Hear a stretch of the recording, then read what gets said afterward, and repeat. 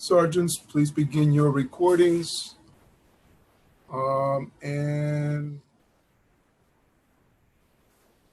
hold on here.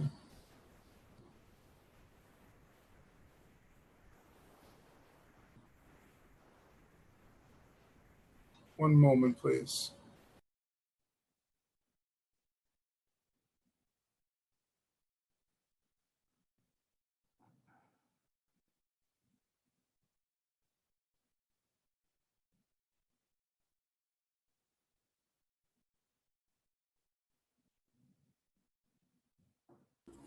Mr. Lugo, you may begin with your opening statement. Good morning, everyone, and welcome to today's remote New York City Council hearing of the Committee on Governmental Operations. At this time, would all panelists please turn on their video? To minimize disruption, please place electronic devices to vibrate or silent. If you wish to submit testimony, you may do so at testimony@council.nyc.gov. Again, that's testimony@council.nyc.gov. Thank you for your cooperation. We are ready to begin. May gavel in. Good afternoon. I am Council Member Fernando Cabrera, Chair to the Committee on Governmental Operation. I want to start off by thanking the members of the committee joining us today. Council Members Powers, Kalos, Combo, Perkins, myself, and Yeager. Today, the committee will be hearing a very important resolution on voting rights. The resolution sponsored by Majority Leader Lori Combo calls upon Congress to pass and the President to sign the Voting Rights Amendment Act of 2019, or the VRAA, which will revise and modernize portions of the Voting Rights Act of 1965, struck down in the Supreme Court decision Shelby County versus Holder. In the 2013 Supreme Court decision Shelby County versus Holder, the court invalidated certain portions of the Voting Rights Act. Accordingly, the court struck down the pre-clearance requirements, a mechanism that had required federal intervention when jurisdictions with a history of discriminatory and unfair voting practices tended to make changes to their voting procedures. This ruling gutted a major component of the Voting Rights Act, even though attempts to suppress minority voting continue across the nation. Since this unfortunate decision, at least 23 states have enacted new restricted voting laws, including strict ID requirements and proof of citizenship. In February 2019, Representative Terry Sewell from Alabama's 7th District introduced the Voting Rights Amendment Act of 2019. The bill will revise and modernize portion of the Voting Rights Act that was struck down in Shelby County. Among other things, the Voting Rights Advancement Act will establish new criteria for invoking pre-clearance requirements based on a finding of repeated voting rights violations over the past 25 years, specified practices that have historically been used to discriminate against voters that will require pre-clearance, and increase transparency by requiring reasonable notice of any jurisdiction's chances to voting procedures, regardless of whether they require pre-clearance. This resolution is especially important today because its passage will honor the legacy of a great man, the late Congressman John Lewis, passed away on July 17. John Lewis was a bastion of the civil rights movement who repeatedly risked his life in his nonviolent fight for civil rights, in particular voting rights. He was there on that bridge in Selma on March 7th, 1965, where he was gassed and beaten with an inch of his life by those who refused to honor the fundamental rights granted to all Americans in the Constitution, refused to give up, and helped secure the passage of the Voting Rights Act months later, only to see one of its key provisions gutted by the Supreme Court in 2013. He was a proud co-sponsor, strident supporter of the Voting Rights Advancement Act.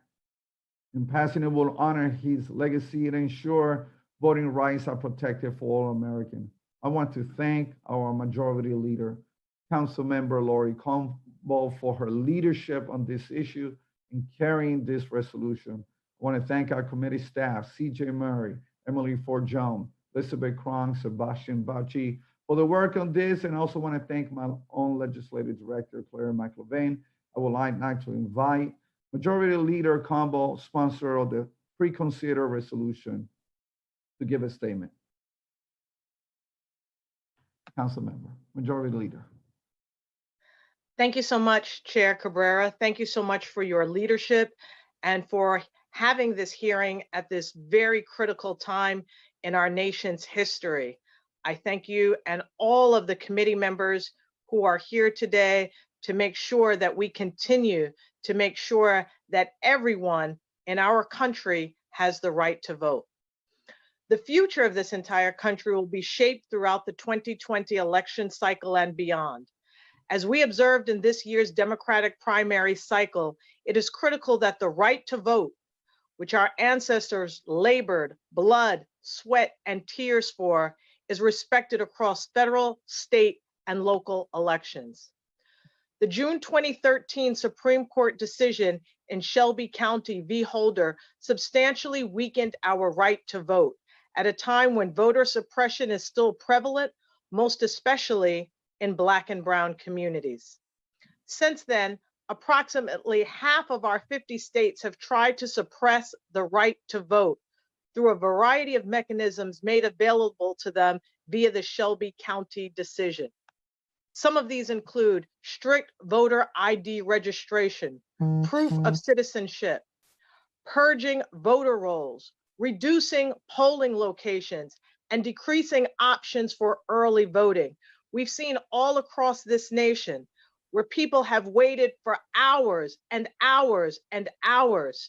Many of them are seniors, those individuals who find it very difficult to wait online for hours at a time, only to find out when they get the opportunity to vote that they have been not given that opportunity to do so. This resolution calls upon Congress to pass and the President to sign the Voting Rights Advancement Act of 2019. Esteemed civil rights icon, the late, great John R. Lewis, was a co-sponsor and staunch advocate for this legislation.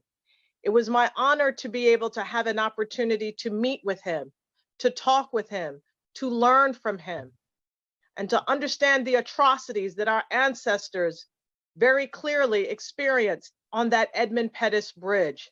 It is symbolic of the atrocities that people of color have faced all across this nation when attempting to exercise their right to vote. And it is for them that we continue to fight to push forward this very critical resolution at this time. We owe it to his memory to carry the torch in codifying civil rights protections for all, not just a privileged few. Now more than ever, we need the federal government to pass the Voting Rights Advancement Act.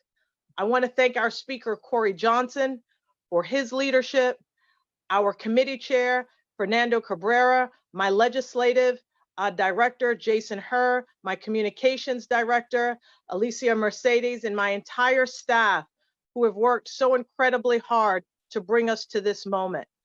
And you have already thanked so many of the people that have worked behind the scenes, in front of the scenes, to make sure that we pass the Voting Rights Advancement Act today. Thank you so much, Chair Cabrera.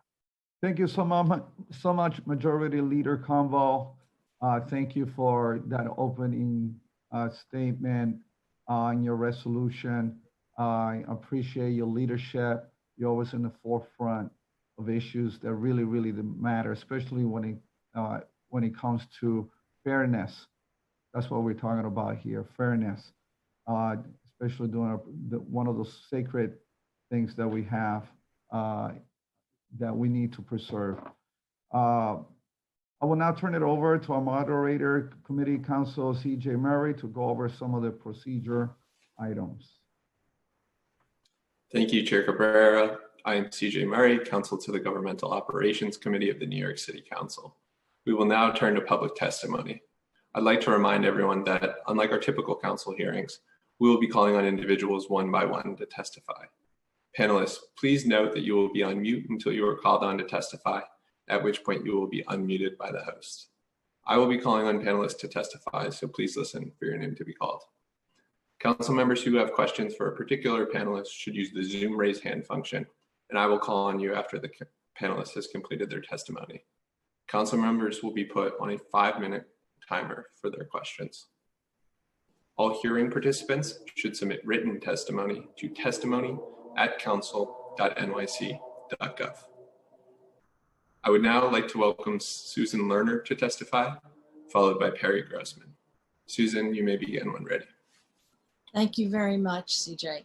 I'm Susan Lerner. I'm the Executive Director of Common Cause New York. Common Cause is a national organization which fights for a vibrant democracy and strengthening all of our rights. Voting rights are one of our primary issues of concern, and we have been strong supporters of all of the amendments to the Voting Rights Act, and of course, at the national level, strongly urge Congress to pass the Voting Rights Advancement Act, now properly called the John Lewis Advancement Act. I want to thank the committee chair for inviting me and for the resolution sponsor for introducing the resolution. This resolution, I think, is important because one has to remember that New York City was one of the jurisdictions that was covered by pre-clearance prior to the Shelby County decision.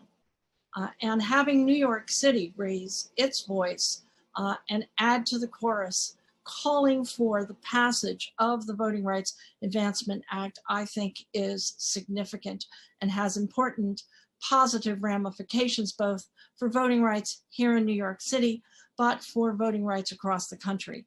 As has been mentioned, the Shelby County decision, which we at Common Cause have recognized as mistaken from the beginning, had a serious and almost immediate impact on voting rights across the country. It seemed as if it were only a matter of minutes before jurisdictions picked up voter suppression measures, which had been previously rejected under pre-clearance, and rammed them through. As has been previously mentioned by the resolution sponsor, numerous states have taken voter suppression actions. And what we see across the country is not only voters of color, but also elderly voters and young voters who are significantly impacted by rapacious voter suppression efforts that no longer have to pass muster through a pre-clearance process.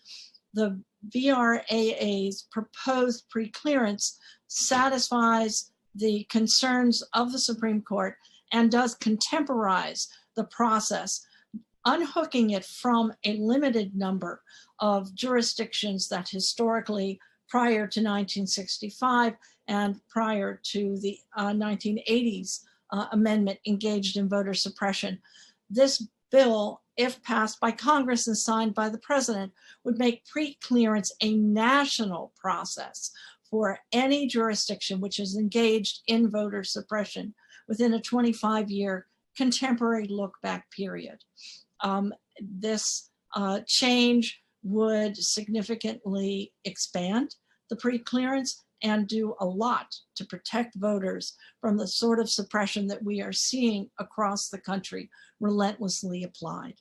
There are other measures within the Voting Rights Advancement Act which are also salutary, but I think the primary one is pre-clearance. And we are delighted to see this resolution, and we urge the committee to pass it through to the body as a whole, and we urge the council as a whole to add their very strong and singular voice to the call to Congress to pass the John Lewis Voting Rights Advancement Act. Thank you.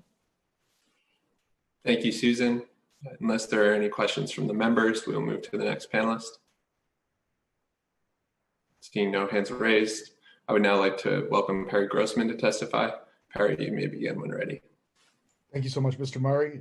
Thank you, Chair Cabrera. Thank you, Majority Leader Cumbo, and to the other members of the committee. It's a pleasure to be here and be able to speak with you today. The resolution is, of course, a good and worthy resolution. The VRAA for all of the reasons that my dear friend Ms. Lerner just provided, is an excellent resolution, is an excellent bill. It's important to recognize just how important pre-clearance is.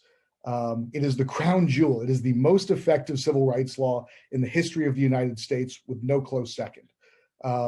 What it does, for those of you who might not be as familiar with it, is it flips the burden of proving discrimination from plaintiffs, from voters, from minority voters who are being suppressed onto the jurisdictions that would engage in discrimination to have them justify changes to their election law to show that they would not in fact make minorities worse off.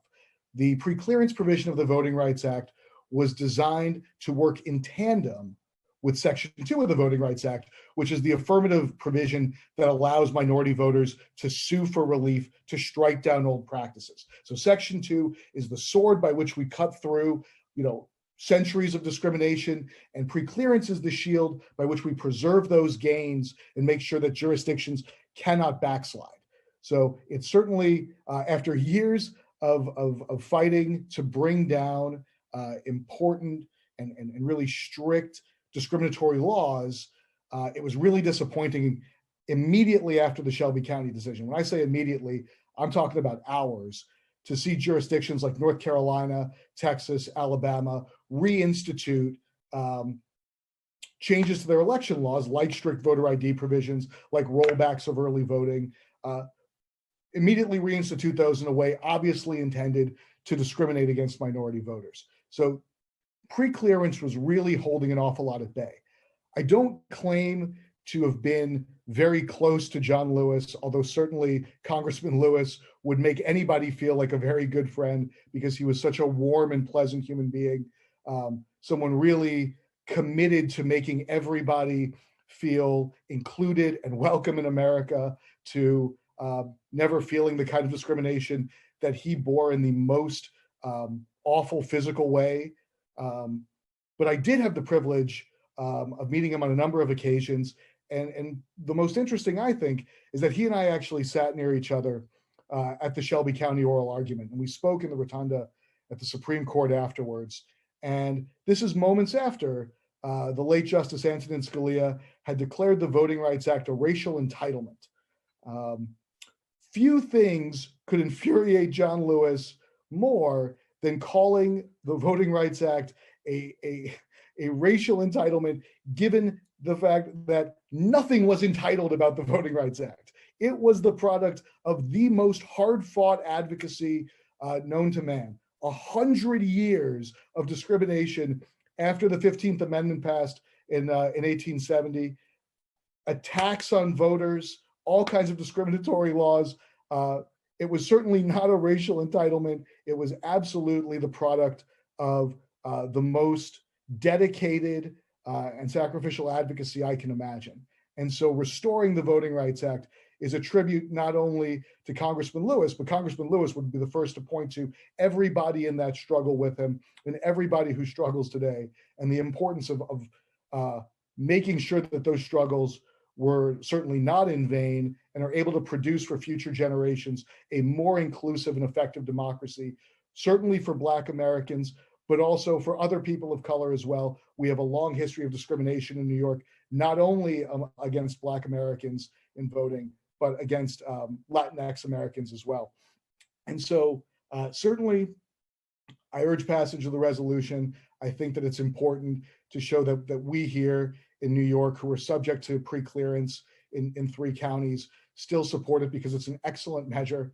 But above and beyond supporting the resolution, I urge this body, and I urge everybody in attendance, to think about what can we do better to serve voting rights in New York, because we don't do a very good job here. We have some of historically the lowest turnout and lowest registration rates. We have big gaps in between white registration rates and white turnout rates and minority turnout rates and registration rates. There's a lot we can do to start to get at that. So I don't want to go too far outside the scope of things, but I would suggest that the City Council really dedicate itself to investing in those ways that New York City can be an active proponent of a more inclusive democracy. Certainly we've seen efforts in the past to do that, but there's even more we can do, including for this upcoming November election. And I hope you'll take the opportunity to do it. I thank you all again so much for the opportunity to be here. It really is a pleasure. Please pass the resolution. Thank you, Mr. Grossman. Unless there are any questions from the members, we'll move on. I see no hands raised, so at this time, if your name has not been called and you wish to testify, please raise your hand using the Zoom raise hand function. Seeing no hands raised, I will now turn it over to Chair Cabrera for closing remarks. Oh, excuse me. I see Councilmember Koo has his hand raised. Councilmember Koo, you may begin. Hi, everyone. I'm Councilman Koo.